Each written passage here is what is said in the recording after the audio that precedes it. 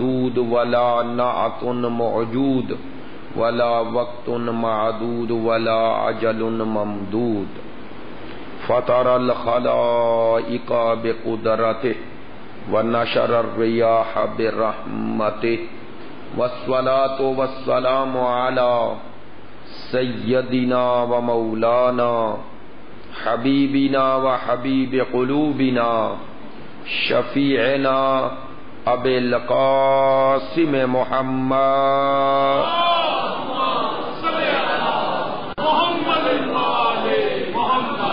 وآله الطيبين الطاهرين المعصومين المظلومين الذين أذهب الله عنهم الرجس وطهرهم تطهيرا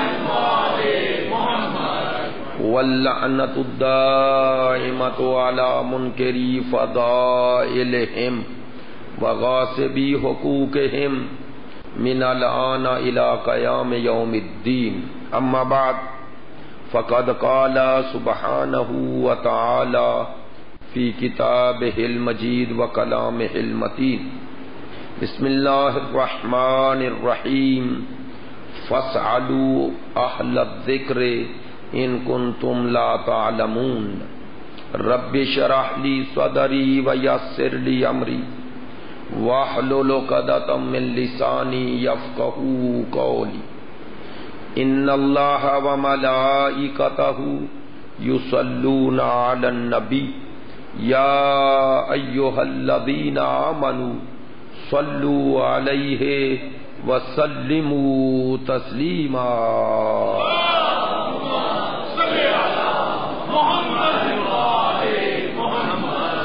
آپ تمام حاضرین کی صحت و سلامتی کے لیے، مقامات مقدسہ کی حفاظت کے لیے، مجاہدین اسلام اور مدافعین حرم اہل بیت کی کامیابی و کامرانی کے لیے، دشمنان دین یزیدیت، ناصبیت، خارجیت کی نیست و نابودی کے لیے، تعجیل ظہور امام زمان کے لیے، ہمارے ملک کے استحکام کے لیے، مریضوں کی شفا یابی کے لیے، آپ کی مجلس میں شرکت کی قبولیت کے لیے، ہمارے ان برادران کی تمام زحمات کی قبولیت کے لیے، علماء کرام، مراجع کرام، رہبر عظیم الشان، عزاداران سید الشہداء کی توفیقات خیر میں اضافے کے لیے، ان تمام دعاؤں کی قبولیت کے لیے بلند تر صلوات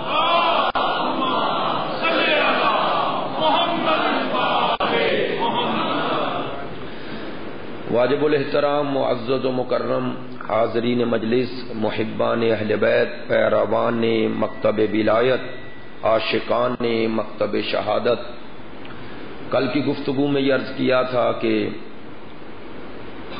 سرکار دو عالم نے اس دنیا سے جاتے ہوئے امت کو گمراہی سے بچنے کے لیے جو دو قیمتی چیزیں عطا کی وہ قرآن اور اہل بیت ہے، اور ان دونوں کو لفظ ثقلین نے یاد کیا تاکہ ان کی عظمت سب کے سامنے عیاں ہو جائے، اور پھر گمراہی سے بچنے کے لیے ان دونوں سے تمسک یعنی ان کے دامن کو تھامنے کا حکم دیا، اور پھر ایک خبر بھی دے دی اور پوری امت کو اس سے آگاہ بھی کر دیا کہ ان دونوں کا آپس میں تعلق کیا ہے، ان کا آپس میں رابطہ کیا ہے۔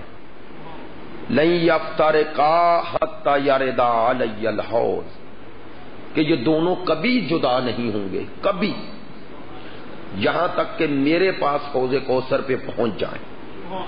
لہذا ان دونوں کی عدم جدائی کا معنی یہ ہے کہ مقام ہدایت میں ان میں کبھی اختلاف نہیں ہوگا، مقام ہدایت میں ان میں کبھی اختلاف نہیں ہوگا کہ قرآن کچھ کہے اور آل محمد کچھ کہیں، آل محمد کچھ کریں اور قرآن کچھ کہے، ان میں اختلاف جدائی ہے۔ جب دو چیزیں ایک دوسرے کے مخالف ہو جائیں، مقابل آ جاتی ہیں، مخالف یعنی مقابل آ گئے، جب مقابل آ گئے تو اختلاف ہو گیا، اختلاف ہو گیا تو جدائی ہو گئی، لہذا سرکار دو عالم نے فرمایا یہ جدا نہیں ہوں گے، یعنی یہ ہو ہی نہیں سکتا کہ مقام عمل میں قرآن تمہیں کہیں اور لے کے جائے اور آل محمد کہیں اور لے کے جائے، ان دونوں کی جہت ایک ہے۔ وہ کتابی شکل میں جو اللہ کا پیام آیا تو قرآن بنا، اسی کلام الہی کو، اسی پیام الہی کو، اسی پیام ہدایت کو جب اللہ نے مجسم کیا تو امام بنا، لہذا ان میں جدائی ممکن نہیں۔ اب آپ متوجہ ہیں انشاءاللہ بات جو عرض کر رہا ہوں، ان میں جدائی ممکن نہیں، تو اس کا ایک اور معنی جو عملی طور پہ ہم سب کے لیے باعث ہدایت ہے وہ یہ ہے کہ ہم نے اگر دیکھنا ہے کہ آل محمد کی طرف جو منسوب کیا جا رہا ہے، چونکہ وہ منسوب کرنے والے افراد ہیں، بھئی ایسا ہی ہے نا، قرآن اللہ کی کتاب ہے، احادیث کلام معصوم ہے، لیکن اس کلام معصوم کو امام کی طرف منسوب کرنے والے یا تو معصوم سے منسوب کرنے والے عادل ہوں گے، وہ درست ہوں گے، یا فاسق ہوں گے۔ توجہ فرما رہے ہیں؟ چونکہ منسوب کرنے والے تو عام افراد ہیں نا، غیر معصوم ہے، میری بات پیچیدہ تو نہیں، قرآن کلام خدا ہے، خدا کی طرح منسوب ہے، اس لیے اس کا سلسلہ بھی اتنا پاک ہے کہ بھیجنے والا پروردگار اور درمیان میں جسے واسطہ بنایا وہ سید الملائکہ، کہ وہ عصمت کے ذریعے عصمت پر آیا اور عصمت کے ذریعے ہی محفوظ رہا۔ توجہ فرما رہے ہیں؟ سید انبیاء جیسے لینے میں معصوم ویسے دینے میں معصوم، یہ دونوں چیزوں میں تو امت کا اتحاد ہے نا، کہ سرکار قرآن لینے میں بھی معصوم یعنی غلطی کا امکان نہیں ہے، دینے میں بھی معصوم، اور جن کے حوالے کیا وہ بھی معصوم،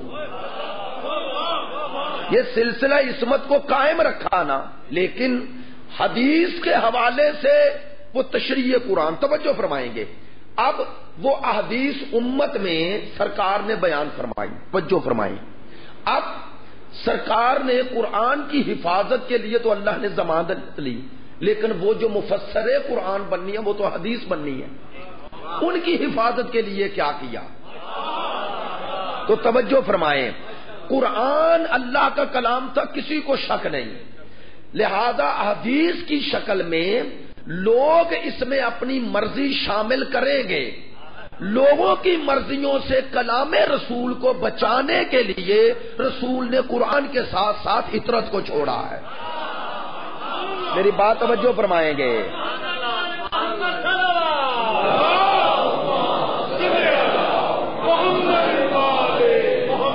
لہذا اہل بیت کا صرف ایک کام نہیں ہے، دو کام ہیں، ایک توجہ، ایک وہ محافظ کلام رسول بھی ہیں اور مفسر حقیقی قرآن بھی ہیں۔ میں نے بات عرض کی ہے، توجہ فرمائیں گے، دو کام ہیں اہل بیت رسول کے، ایک وہ مفسر واقعی حقیقی قرآن ہے، یعنی اگر کوئی قرآن کی تفسیر قابل قبول ہے تو وہی ہے جو آل محمد سے ملے۔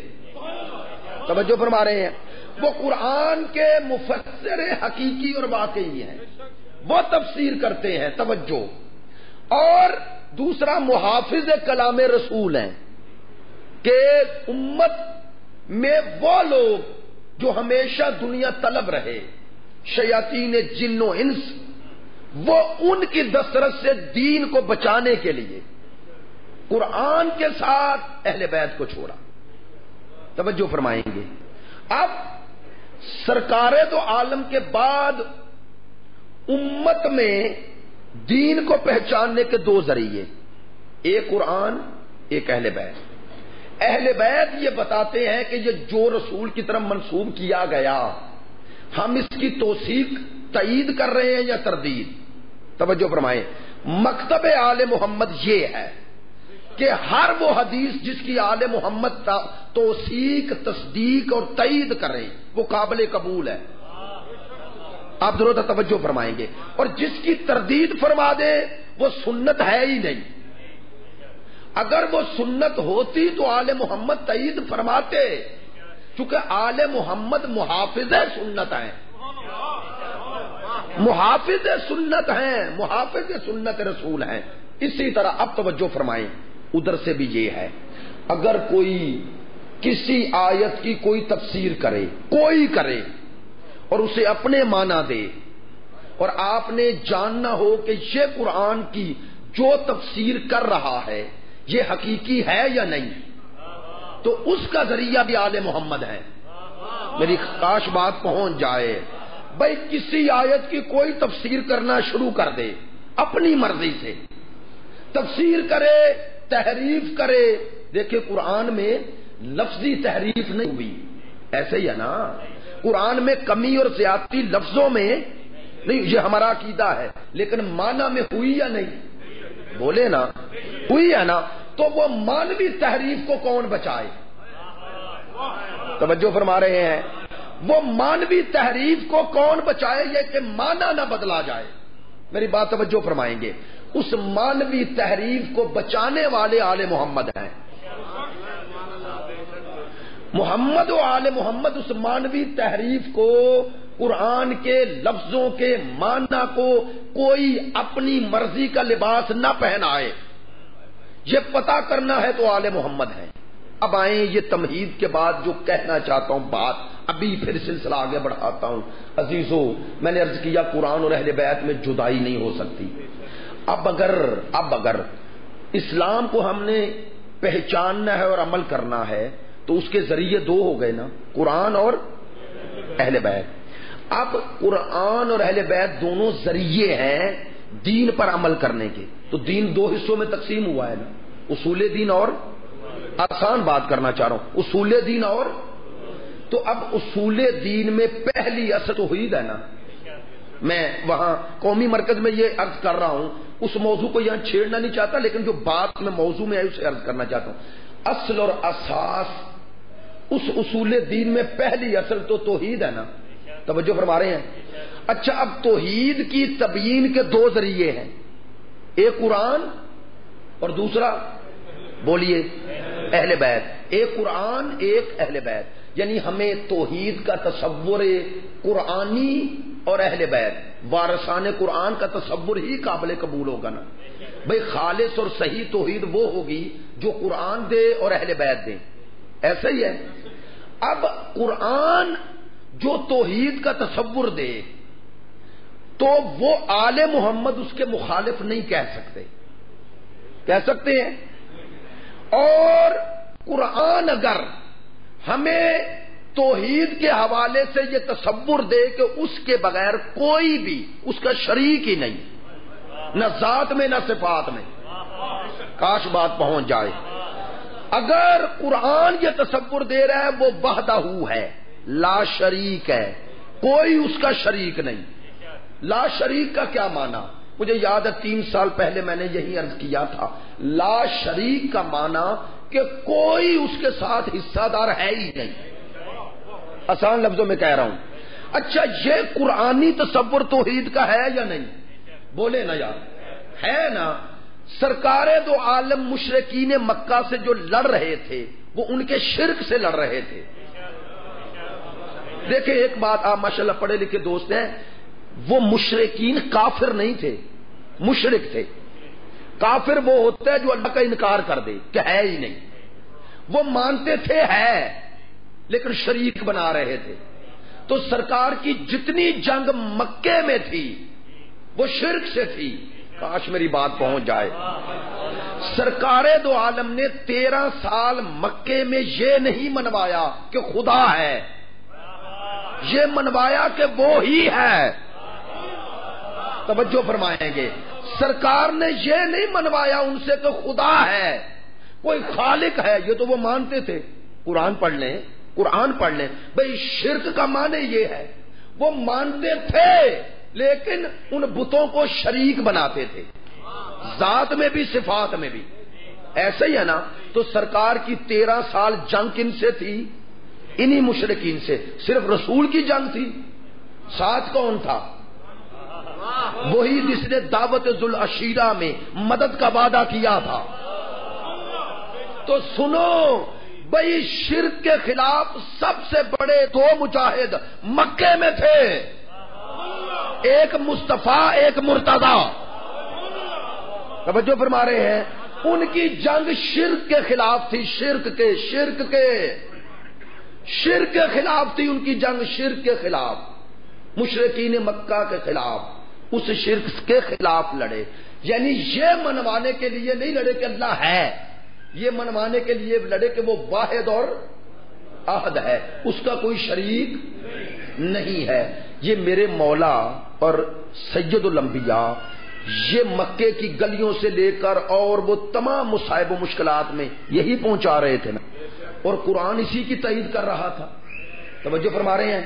میری طرف دیکھیں گے آپ، ہاں بچے ہیں، پھر کیا ہوا؟ قرآن اسی کی تائید کر رہے ہیں نا کہ وہ وحدہ لا شریک ہے۔ میں کہنا کیا چاہتا ہوں؟ کہنا یہ چاہتا ہوں، اب اس قرآنی توحید کے خلاف اگر کوئی ایسا تصور خدا پیش کرے جس میں علی کو خدا کہے، تو وہ علی کا خدا نہیں ہے، اس کا جو علی ہے وہ خدا کا شریک ہے، اور علی شرک سے لڑنے والا ہے۔ میری بات توجہ فرمائیں گے؟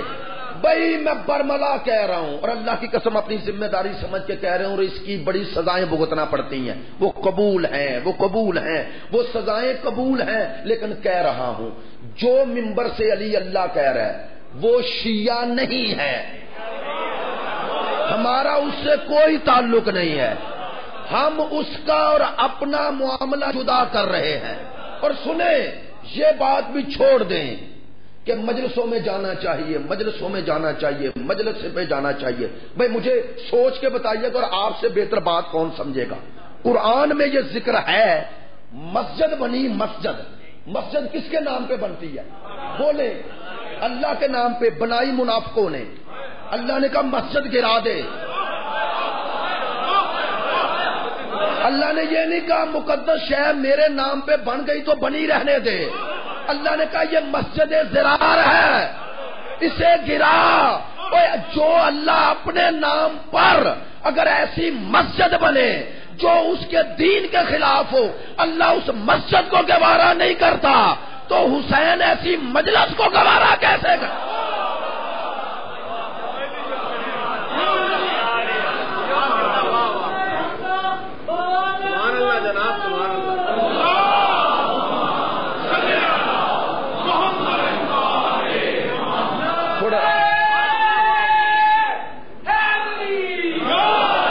آواز بلند صلوات صلی علی محمد۔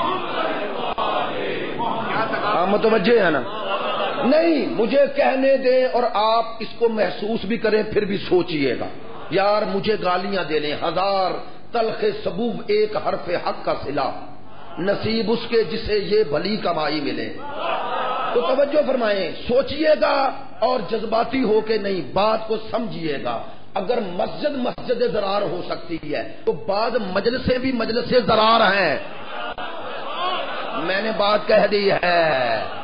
اگر مسجد ضرار ہو سکتی ہے تو بعد مجلسیں بھی مجلس ضرار ہے۔ سنو، ہر وہ مجلس جو قرآن، نہج البلاغہ، صحیفہ سجادیہ اور آل محمد کی بتائی ہوئی توحید کے خلاف نظر آئے، وہ مجلس ضرار ہے، مجلس حسین ہے۔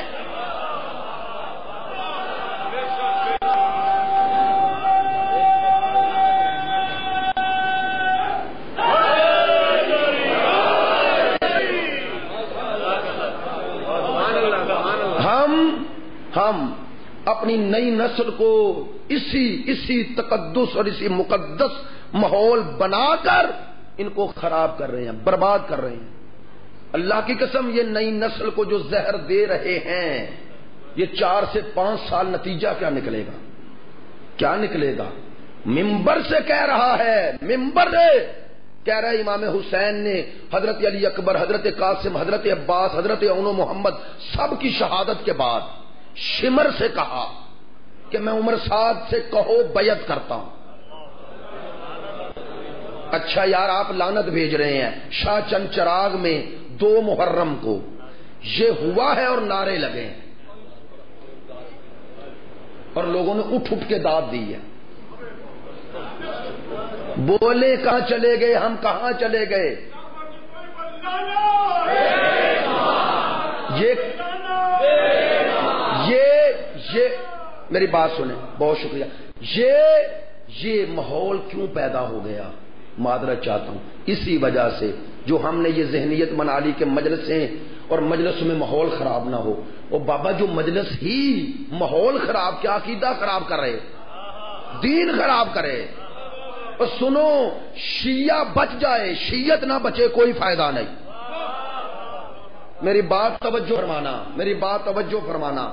میں نے یہ جملہ بھی پچھلے سال عرض کیا تھا. تمہارے دو دشمن ہیں, ایک خارجی ایک نصیری. خارجیت تمہاری جان کی دشمن ہے, ایمان کی نہیں. سپاہ صحابہ تمہیں علی سے دور نہیں کر سکتی. وہ ظاہری دشمن, بڑی مہربانی, وہ ظاہری دشمن ہے, نظر آ رہا ہے. وہ جان کا دشمن ہے, جان کا. کیوں؟ محبت آل محمد کی وجہ سے. سنیں, وہ خارجیت باہر کی دشمن ہے, جان کی دشمن ہے. وہ تمہیں مارتی ہے, تمہاری جان لیتی ہے. نصیری تمہاری جان کا نہیں, ایمان کا دشمن ہے.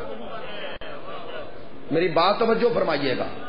نصیریت سے مراد, آج کسی دوست نے وہ لکھا ہوا تھا کہ پاکستان میں کون ہے جو اپنے آپ کو نصیری کہے. یار نصیریت ویسے ہم ایک استعارے کے طور پہ استعمال کرتے ہیں.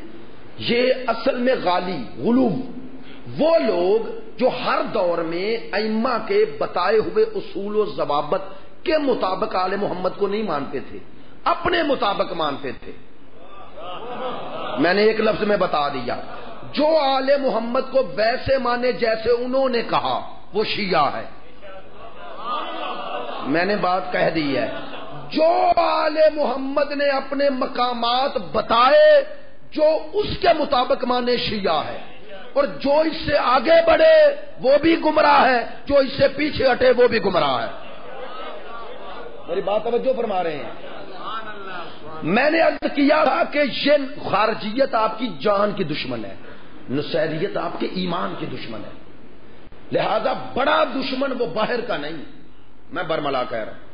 وہ خارجی بڑا دشمن نہیں. کیوں؟ اگر محبت آل محمد میں اور آپ مارے جائیں تو کچھ دیا نہیں, لے لیا ہے. میں نے بات کہہ دی ہے. ادھر محبت آل محمد میں دشمن بدبخت ترین اس بغض آل محمد رکھنے والے کے ہاتھ سے ادھر محبت آل محمد کے جرم میں جان نکلے اور ادھر سامنے پنجتن ہوں. کیا دے رہے ہو؟ بولو, کیا دے رہے ہو؟ لے رہے ہو. دے کچھ نہیں رہے, لے رہے ہو.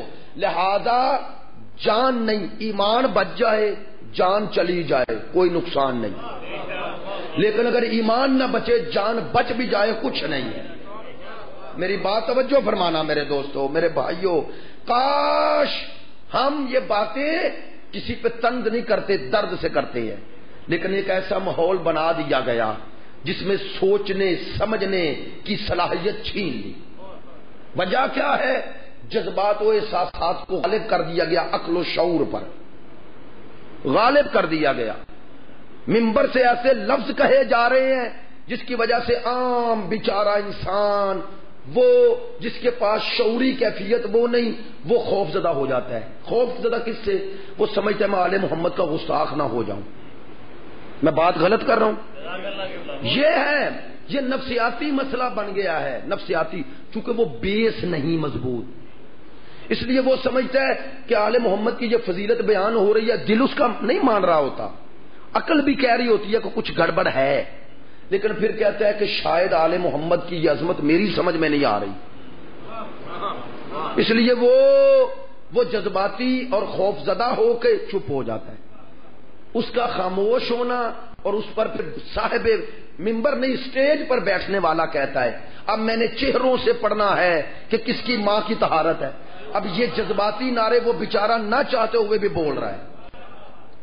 میری بات توجہ فرما رہے ہیں بھائی؟ یہ اس ممبر نہیں، سٹیج پہ آنے والا، اس سٹیج پر آنے والا سب جانتا جو کر رہا ہے، اسے پتا ہے میں کیا کر رہا ہوں اور کیسے کرنا ہے اور کیا کرنا ہے اور کہاں لے کے جانا ہے، لے کے کہاں آپ کو جانا ہے۔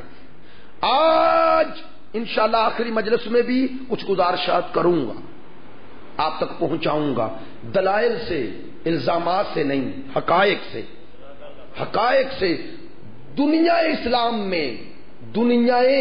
میں اس وقت تشیع سوائے بر صغیر کے، پاک و ہند کے، پوری عرب دنیا میں تشیع دنیا کے لیے ایک جاذبیت، اٹریکشن کا سبب بن رہی ہے۔ پاکستان میں اس کا برعکس ہو رہا ہے۔ وجہ کیا ہے؟ وجہ کیا ہے؟ وہاں تشیع کا حقیقی چہرہ دنیا کے سامنے آ رہا ہے۔ مجھے ایک دوست نے کویت سے بتایا کہ ایک عالم تقریر کرتے ہیں، وہاں وفات پا گئے، نام ذہن میں نہیں آ رہا، عرب تھے خطیب، کہتے ہیں سڑکیں بلاک ہو جاتی تھی، شیعہ سنی ان کی گفتگو سنتے تھے۔ آل محمد کا بتائے ہوئے وہ تعلیمات جس میں انسانوں کے فردی، اجتماعی، اخلاقی، خاندانی، ہر قسم کی ہر مشکل کا حل ہے۔ مشکل کشائی یہ ہے، یہ 14 کے 14 مشکل کشا ہیں۔ کس کے؟ انسان کی وہ مشکل جو اسے کامیاب زندگی میں آتی ہیں، آل محمد اس مشکل کو ہٹا کے کامیابی دیتے ہیں۔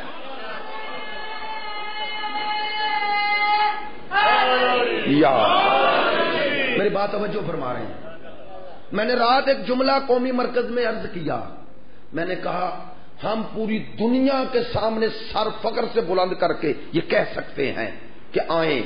آج مولا علی چوتھے تھے یا پہلے؟ یہ آیت اللہ العظمہ آگے بروجردی نے دلیل دی تھی، چوتھے تھے یا پہلے چھوڑیں، تاریخی مسئلہ ہے نا، عقائد کا ہے لیکن تاریخ میں ہے نا۔ پوری دنیا بھی آج کہے کہ مولا پہلے تھے تو تاریخ میں جو گزر گیا وہ پلٹے گا؟ بولے نا، بات کوئی پیچیدہ تو نہیں کر رہا، وہ تو نہیں پلٹے گا۔ آج کیا کرنا ہے؟ آئیں، ہمارے مکتب کے پاس آج کیا دلیل ہے اس کی حقانیت کی؟ ہم کہتے ہیں چھوڑو وہ تاریخ کا مسئلہ، چھوڑو، آ جاؤ۔ آج کسے مانے کہ وہ ہمیں خدا تک پہنچائے؟ ہمارا یہ چیلنج ہے، ہمارا چیلنج ہے کہ یہ نہج البلاغہ میں جو خطبات ہیں سید رضی کے، یہ مولا کے سارے خطبات نہیں، کچھ لیے انہیں، ایسے ہی ہے نا بھائی۔ 400 سے زیادہ خطبات کا اقرار تو مسعودی نے کیا، مروج الزاہب والے نے، مسعودی نے کیا، شہید متحری نے لکھا، لیکن آج نہج البلاغہ میں جو خطبات ہیں یہ سارے مولا کے خطبات بولیے نہیں ہے نا۔ تو جتنے ہیں ہمارا چیلنج ہے، آپ وہ ماضی کی باتیں چھوڑے، آج آئیں۔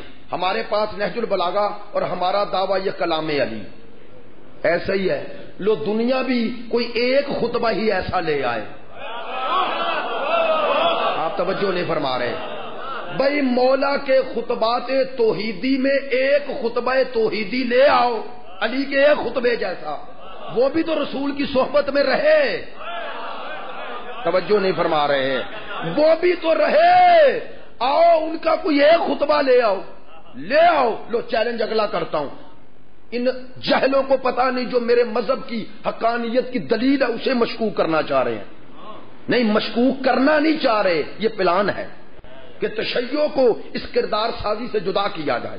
توجہ فرمائیں۔ لو ہم چیلنج کرتے ہیں، ہم نے خدا سے راز و نیاز کرنا ہے نا، کیسے کریں؟ آپ کے اماموں میں کسی امام نے کوئی دعا دی ہے؟ آؤ پوری دنیا کو چیلنج کرتا ہوں، دعائے کمیل کی طرح اپنے اماموں کی کوئی دعا دکھاؤ۔ میری بات نہیں توجہ فرمائی بھائی۔ ابھی تو میں نے صحیفہ سجادیہ کی دعاؤں کی بات ہی نہیں کی، دعائے عرفہ کی بات نہیں کی۔ یہ ہے مکتب آل محمد، جو انسان سازی کا ایسا منظم نظام ہے کہ آج اگر تم نے اللہ سے رابطہ قائم کرنا ہے تو آل محمد وہ واسطہ ہے جو تمہارا ہاتھ پکڑ کر اس ظلمات سے نکال کر تمہیں عالم نورانیت میں لے جاتے ہیں۔ یہ ہے آل محمد، یہ ہے یہ مکتب آل محمد کی عظمت ہے۔ پہچان ہے، شناخت ہے، اس سے دور کرنا چاہ رہے ہیں جہالت میں، اور بد کرداری کو، اپنی بد کرداری کو بچانے کے لیے۔ میں ایسے نہیں کہہ رہا، قرآن کہہ رہا ہے۔ قرآن کہتا ہے انسان جب بد کردار ہو جاتا ہے تو وہ چاہتا ہے کہ اس کے لیے بد کرداری کی راہ کھلی رہے، وہ بہانے ڈھونڈتا ہے، لو یار باتیں اس طرف ذہن چلا گیا اس لیے کر رہا ہوں، مجھے بتائیں۔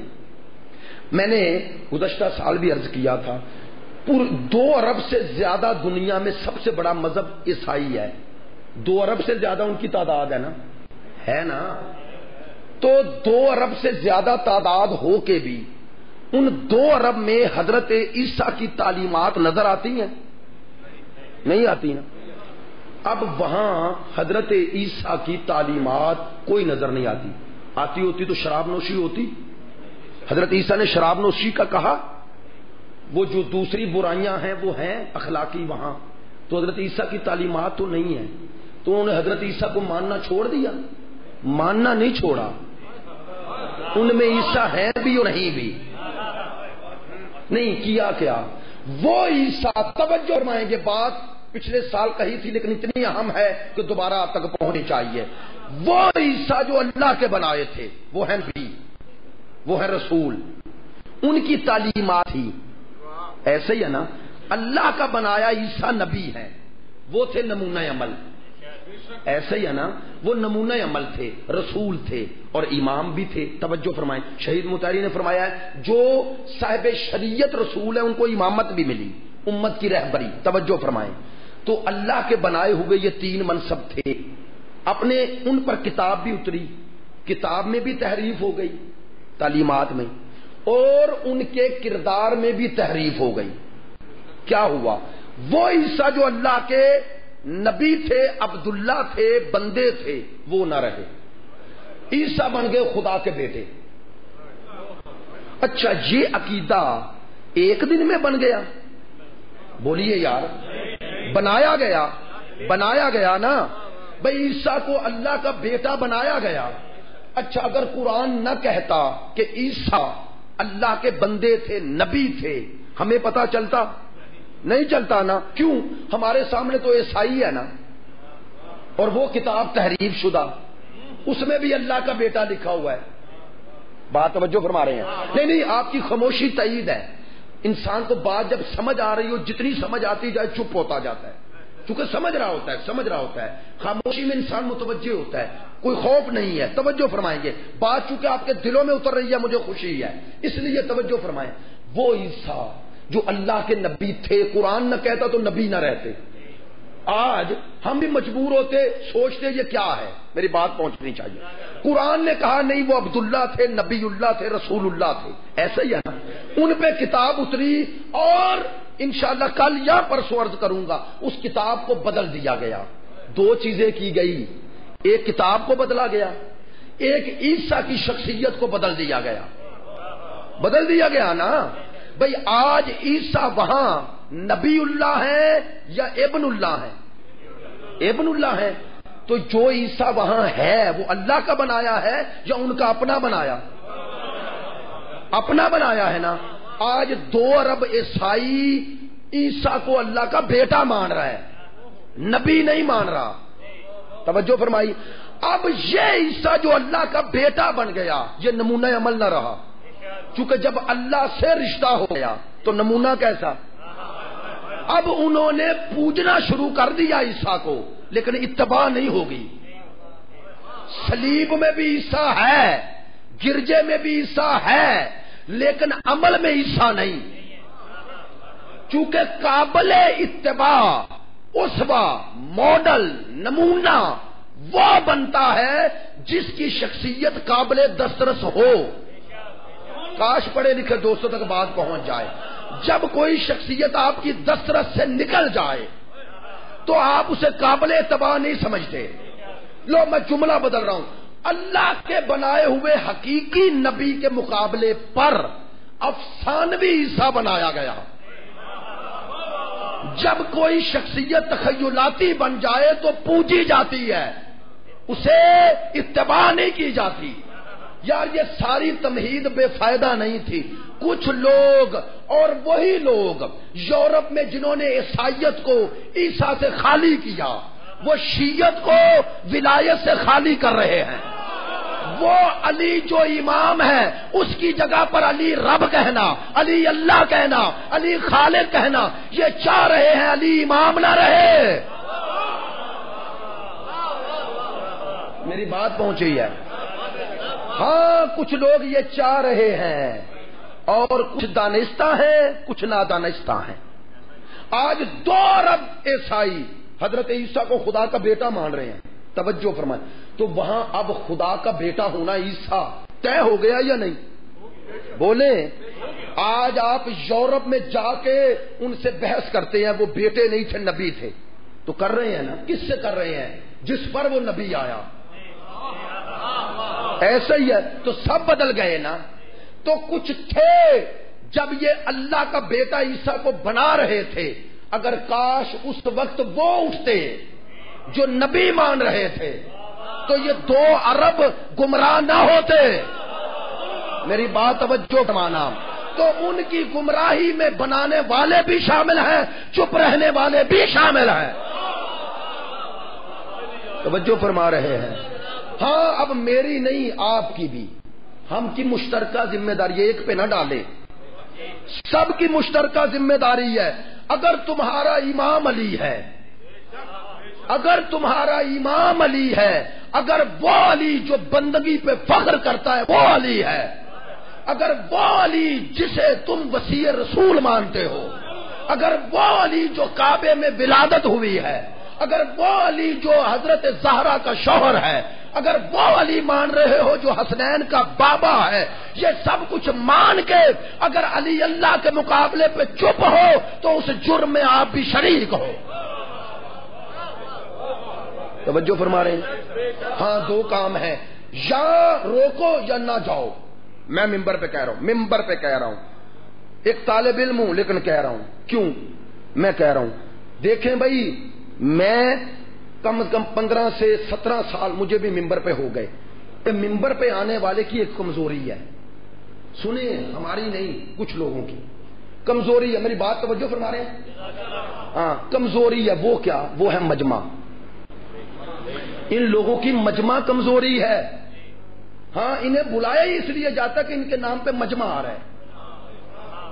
اور اگر آپ جا کے نہیں بھی تائید کر رہے، آپ کا بیٹھنا مجمع بڑھا رہا ہے، اور آپ کا مجمع کو بڑھانا بانی کو پر امید کرتا ہے، نا امید نہیں کرتا. میری بات توجہ فرمائیں گے، توجہ فرمائیں گے. اسے پر امید کرتا ہے، نا امید نہیں کرتا. اگر ان کا مجمع گھٹنا شروع ہو جائے انہیں بلانے والے نہیں بلائیں گے، چونکہ ان کا مطمع نظر یہ تھوڑے ہی ہیں. ان کا مطمع نظر یہ ہے کہ ان کے بلانے پہ کتنے لوگ آئے. یہ ہے نفسیات، یہ ہے سائیکی. اگر اسے بدلنے میں کامیاب ہو گئے تو پھر اس گمراہی کا شاید 1% بھی کم ہو جائے. میری بات توجہ فرمائیے. ہم مجالس عزاداری، ذکر اہل بیت، فضائل اہل بیت کے مخالف نہیں، اور مخالف ہو اور پھر یہ جو قم سے بی بی کے در سے پڑھ کے آئے یا نجف سے درے باب علم سے پڑھ کے آئے وہ مخالف ہوں گے؟ نہیں. عجیب ہے، ستم ظریفی دیکھو. جو امام صادق کے مکتب اور امام مولا علی کے مکتب سے پڑھ کے آئے وہ ولایت کے مخالف، اور جو گئے ہی نہیں. میری بات نہیں پہنچی ہے. جو وہاں سے علم لے کے آئے وہ مخالف، اور جو گیا ہی نہیں وہ حامی ہو گیا، وہ صاحب ولایت ہو گیا. اور جسے اللہ نے نجف جانے کی توفیق ہی نہیں دی. میری بات سمجھنا، جسے علی نہیں بلا رہا تم کیوں بلا رہے ہو؟ میری بات توجہ فرمائی ہے، میری بات میں متوجہ ہے. ہاں دیکھیں، تمام علماء حق اور طالب علم اور آپ کی یہ تعین ہے جو ہمیں حوصلہ دیتی ہے. سب کی توفیقات میں اضافے کے لیے باواز بلند صلوات.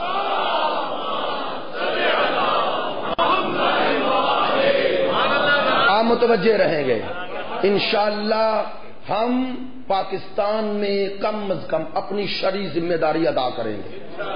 اور سنیں، لوگوں کی قلت یا کثرت، زیادہ یا کم ہونا کوئی معیار نہیں.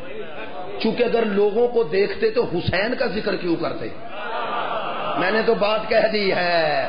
اوے ہم تو 72 والے ہیں، ادھر ہزاروں کو تو دیکھتے بھی نہیں ہیں. میری بات پہنچنی چاہیے. کربلا میں ادھر 72 تھے، ادھر ہزاروں تھے، تو ہم نے ہزاروں کو اپنے جوتے کی نوک پہ رکھا. کیوں؟ چونکہ وہ حسین شناس نہیں تھے، حسین شناس نہیں تھے. اور ہمارے لیے حر، توجہ، ہمارے لیے حر اسی لیے محترم ہے کہ ہزاروں کو چھوڑ کے آیا. ہمارے لیے حر اسی لیے محترم ہے، اس نے کثرت کو نہیں دیکھا، اس نے حسین کو دیکھا.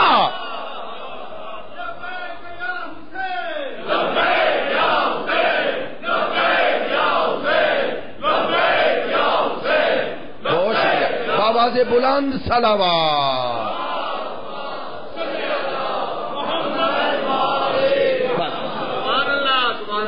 مقام، اور اس مقام کو ویسے ماننا جیسے انہوں نے کہا، وہ ہے شیعت.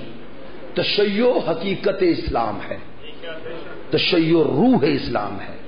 اور اس روح دین کو، اس روح اسلام کو تعلیمات محمد و آل محمد کے تناظر میں پہنچانا ہے.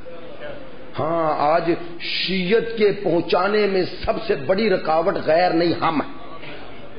ہاں، ہم اگر دنیا کے سامنے شیعت کا یہ روشن چہرہ پیش کریں، 1% بھی شیعت نہیں تھی فلسطین میں، 1%.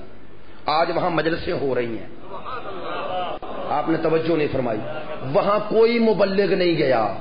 ہاں، انہوں نے اپنے پڑوس میں انہیں دیکھا. ہاں، جب ڈاکٹر رمضان عبداللہ اور سب کہتے ہیں، ڈاکٹر فتح شقاقی شہید ہو گئے، وہ کہتے ہیں ڈاکٹر رمضان عبداللہ کے میرے جو لیڈر تھے ڈاکٹر فتح شقاقی، وہ مجھے کتاب دی انہوں نے کربلا پر. کہتے ہیں میں نے لی، پڑھ لی. کچھ دنوں بعد میں ملا، پھر مجھے کتاب دی. میں نے عنوان پڑھا، میں نے کہا پھر کربلا پہ. کہنے لگے اگر ان یزیدیوں کا، اسرائیلیوں کا مقابلہ کرنا ہے تو تمہیں ان کے مقابلے میں عزت سے جینا اور مرنا کیسے ہے، یہ صرف حسین بتائے گا. یہ پڑھ، انہوں نے کہا یہ پڑھ. اور ڈاکٹر فتح شقاقی کی زوجہ محترمہ کا میں نے ایرانی چینل پر انٹرویو دیکھا ان کی شہادت کے بعد. کہتے ہیں ڈاکٹر فتح شقاقی کی بیوی سنی تھے، سنی فلسطین کا رہنے والا. کہتے ہیں میری، اس کی زوجہ کہہ رہی تھی مجھے لیتے، شام میں تھے، جلا وطن زندگی بسر کر رہے تھے. کہہ رہے ہیں مجھے لیتے اور روضہ حضرت زینب پہ چلے جاتے اور کہتے یہاں بیٹھ. کہتی ہے 2-3 دفعہ شادی نہیں ہوئی تھی، مجھے 2 گھنٹے بٹھا کے چلے جاتے. کہتے ہیں 3 دن کے بعد، تبھی بات تھی، میں نے سوال کیا باہر نکلتی، ڈاکٹر صاحب آپ یہ کیا کرتے ہیں؟ کہا کیوں؟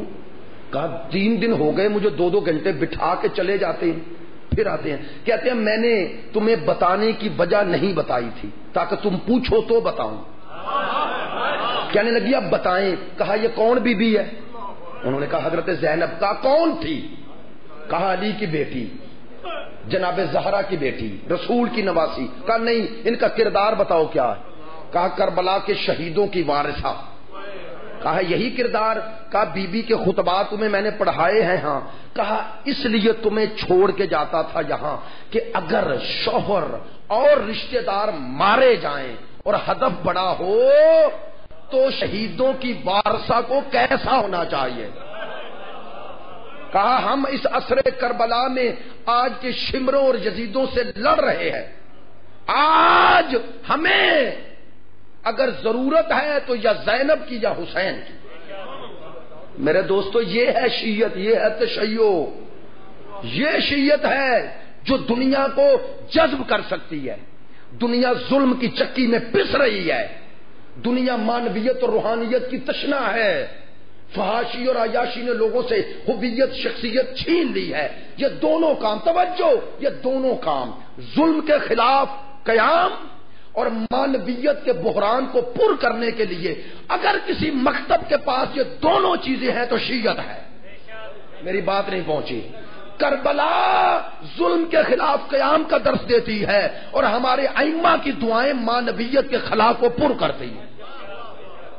کاش میری بات پہنچی ہو, کاش میری بات پہنچی ہو. دنیا ان دونوں چیزوں کی تشنا ہے. یہ دونوں چیزیں اگر خالص کوئی دے سکتا ہے تو آپ ہیں, آپ ہیں. اور میں ایک جملہ کہا کرتا ہوں, اسے کوئی ادبی جملہ نہ سمجھیے گا, نہ ہی کوئی میں ادیب ہوں, سادہ سی اردو ہے, لیکن ایک جملہ کہا کرتا ہوں. دنیا یہ دوڑ رہی ہے. بعض لوگ مسلمان اسلام کے نام پہ کبھی اس درگاہ پہ, کبھی اس درگاہ پہ, کبھی اس درگاہ پہ, کبھی اس پیر سے, کبھی اس پیر سے. جاؤ, دوڑتے رہو. یہ شراب ہے, آب نہیں. اور شراب سے کبھی پیاس نہیں بجھتی. آپ دوڑ رہے ہو, جب تھک جاؤ گے تب پتا چلے گا کہ آپ آل محمد ہیں. انسانوں کی تشنا روح کو اگر سیراب کر سکتے ہیں, سیراب کر سکتے ہیں, تو آل محمد ہیں. یہ شیعت ہے جو ہم نے دنیا کو متعارف کرانی ہے. یہ شیعت متعارف کرانی ہے. آل محمد سے لوگوں کو فضائل ماننے میں کوئی مسئلہ نہیں تھا, پر ملا کہہ رہا ہوں, یہ کتابیں جو لکھی غیر شیعوں نے آل محمد کے فضائل پہ پڑھیں, لکھی یا نہیں لکھی. یہ فضائل ہم پڑھتے ہیں, حوالے دیتے ہیں یا نہیں؟ بھائی مسئلہ انہیں فضائل ماننے کا نہیں تھا, منصب ماننے کا تھا. انشاءاللہ عرض کر دوں گا, منصب کا مسئلہ تھا. شیعہ فضائل سن کے نہیں بنتا, منصب مان کے بنتا ہے. اور کربلا میں حسین کو رسول کا نواسہ اور فضائل اور مناقب سب جانتے تھے. ہاں, حسین کا منصب صرف یہ 72 مانتے تھے. کاش میری بات پہنچ جائے. یہ نواسہ رسول کے ساتھ نہیں آئے, یہ امام وقت کے ساتھ آئے ہیں. یہ اپنے دور کے ولی کے ساتھ آئے, امام زمان کے ساتھ آئے. یہ ہے مشکل مرحلہ. فضائل سن کے خوش ہو جانا اور بات ہے, لیکن اس صاحب فضائل کے منصب کو مان کر اپنی ہر شے سے گزر کر قربانی دینے کے لیے آنا مشکل ہے. یہ ہے اصل مرحلہ, یہ کربلائی مرحلہ ہے.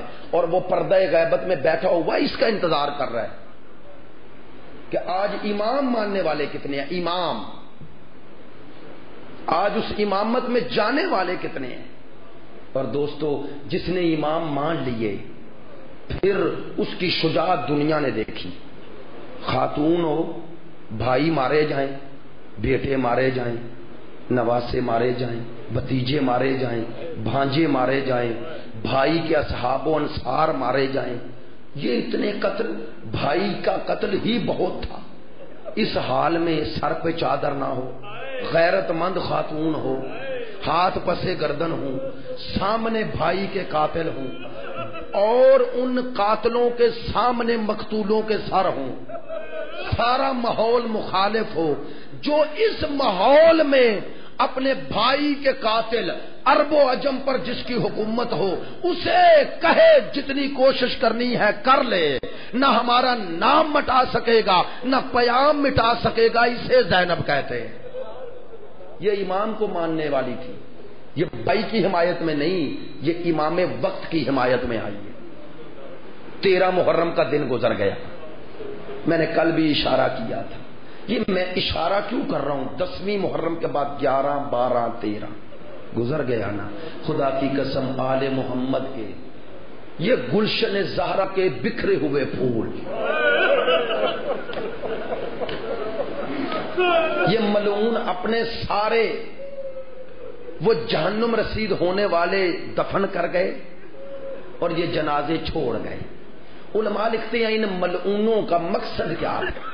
مقصد یہ تھا بیابانوں میں یہ جنازے پڑے رہیں گے, درندے آئیں گے, چیر پھاڑ کے کھا جائیں گے, تو نشان ہی نہیں رہے گا.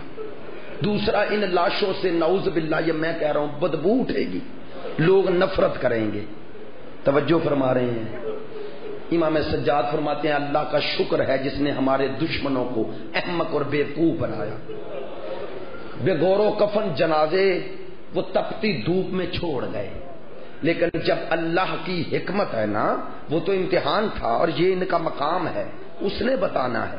علماء فرماتے ہیں کہ ایسی ہوا چلی, قبیلہ بنی اسد کی آبادی تھی, جب انہیں ہوا ان کے آبادی میں پہنچی نا، اتنی خوشبو تھی کہ سب دوڑ کے باہر آ گئے، کہنے لگے یہ خوشبو تو آج تک ہمیں کبھی ہمارے مشام کو پہنچی نہیں، کہاں سے آ رہی ہے؟ دیکھا تو وہیں آ رہی ہے جہاں بکھرے ہوئے لاشیں ہیں۔ اب ساری آبادی کے مرد و زن چلے، کہتے ہیں جب صحرائے کربلا میں لاشوں کے قریب پہنچے، مرحوم علامہ اختر عباس شیخ الجامعہ نے بھی یہ لکھا ہے، ان کی تقریر ہے، وہ فرماتے ہیں کہ جب منظر دیکھا نا قبیلہ بنی اسد کے عورتوں اور مردوں نے، کیا منظر دیکھا؟ پرندے ہیں، اڑتے آتے ہیں، خون جو پڑا ہوا ہے نا ان لاشوں پہ، اس سے پروں کو مس کرتے ہیں اور اڑ جاتے ہیں۔ کہنے لگے یہ تو رسول کا نواسے کے لاشیں۔ عورتوں نے کہا تمہیں حیا نہیں آتی، تمہارے اپنے دفن ہو جائیں اور رسول کے بیٹے بے دفن رہ جائیں۔ اب کہنے لگے دفن کرتے ہیں۔ عورتوں نے کہا کہ اگر تم نے نہ کیا تو ہم خود کریں گے۔ کہا نہیں، تم ادھر ہی ٹھہرو۔ کہتے ہیں چلیں، تو عورتیں پیچھے پیچھے چلنے لگی۔ کہنے لگے ہم پر اعتماد نہیں۔ کہا اعتماد ہے، کیوں آ رہی ہو؟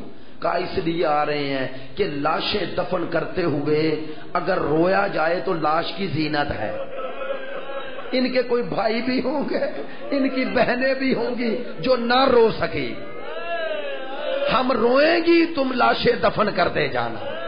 عزادارو اب آئے اور دیکھا تو کیسے دفن کریں اور کہاں دفن کریں؟ کہتے ہیں ابھی یہ سوچ رہے تھے، ایک گرد ہٹی۔ اب اجازت امامت ہے نا، وہ تو وارث سلمان تھا جو پلک جپک میں تخت بلقیس لے آیا، اور یہ فخر سلیمان ہے، لہذا یہ سوچو بھی نہیں کہ ہو سکتا یا نہیں۔ طی العرض تو تمام علماء مانتے ہیں نا۔ اب آئے امام اور کہا ڈرو نہیں، ڈر گئے نا، کہا ڈرو نہیں، میں بتاتا جاتا ہوں، دفن کرتے جاؤ۔ اب وہ سب لاشوں کو ایک جگہ جمع کیا، آج بھی جاؤ تو گنجے شہداء کہتے ہیں، لیکن 2 لاشیں منفرد کیے نا، اور ایک مہمان کا لاشا، وہ دور کیسے گیا؟ حضرت حر کا لاشا اتنی دور کیسے گیا؟ عزادارو یہ بھی آل محمد کی مظلومیت ہے۔ کہتے ہیں جب لاشوں پہ گھوڑے دوڑانے کا وقت آیا تھا نا، تو حر کے قبیلے والے آ گئے، کہنے لگے کیا ہوا؟ ہم سے جدا ہو گیا، ہماری غیرت گوارا نہیں کرتی، کاش آپ تک بات پہنچ جائے، ہماری غیرت گوارا نہیں کرتی کہ ہمارے سردار کی لاش پہ گھوڑے دوڑائے جائیں۔ اوے عزادارو غلام کو پناہ مل گئی، ہائے نبی کا بیٹا بطول زادے کی لاش پہ گھوڑے دوڑا دیے گئے۔ کہتے ہیں سارے لاشیں دفن کیے، ایک لاشا بغیر سر کے تھا، بغیر سر کے تھا۔ اس کے قریب آئے، میرے امام نے کہا اسے ہاتھ نہ لگانا۔ علماء لکھتے ہیں لاشا خود اٹھایا، ایک طرف سے اٹھایا تھا، دوسری طرف سے خود اٹھ گیا۔ نہیں خود نہیں اٹھا، لگتا ہے کوئی آ گئے ہیں۔ اب قبر میں رکھا اور جانے لگے، کہا اپنا اور اس قبر کا تعارف تو کروا دے۔ کہا میں وہ مظلوم بیٹا ہوں جس کا یہ بابا ہے، اور اگلا جملہ کہا یہ کون ہے؟ کہا یہ وہ ہے جو 2 بہتی نہروں کے درمیان پیاسا مارا گیا۔ مولا ذرا ٹھہر جائیں، ہم آپ کو بابا کا پرسا دیں۔ کہا تم بھی ٹھیک کہہ رہے ہو، لیکن کیا کروں، پھپھی انتظار میں ہے اور میرے پھپھی انتظار میں ہے۔ عزاداروں میں کہتا ہوں مولا آپ آ تو گئے، اللہ جانے اس بہن کے دل پہ کیا گزر رہی ہے جو لاشا بے گورو کفن چھوڑ کے گئی ہے۔ میں نے خود پڑھا اور بزرگ عالم سے سنا کہ جب 11 محرم کو میری بی بی رونا چاہتی تھی نا، تو رونے نہ دیا گیا، اور کہتے ہیں ان ملعونوں نے زبردستی ناکوں کو چلایا۔ اب آپ تاریخوں میں تو نہیں، لیکن مجھے بتاؤ جب یہ ناکے چلے ہوں گے تو بیبیاں یوں ہی چلی گئی؟ نہیں، خدا کی قسم میرا دل کہتا ہے پلٹ پلٹ کے زینب دیکھتی ہوگی اور ایک جملہ کہتی ہوگی، بھائی بہنیں ایسے لاشیں چھوڑ کے نہیں جاتی، لیکن کیا کروں زینب مجبور ہے۔ کاش مجھے اجازت مل جاتی، میں تیرا لاشا ہاتھوں سے دفن کرتی۔ اللہ اللہ اللہ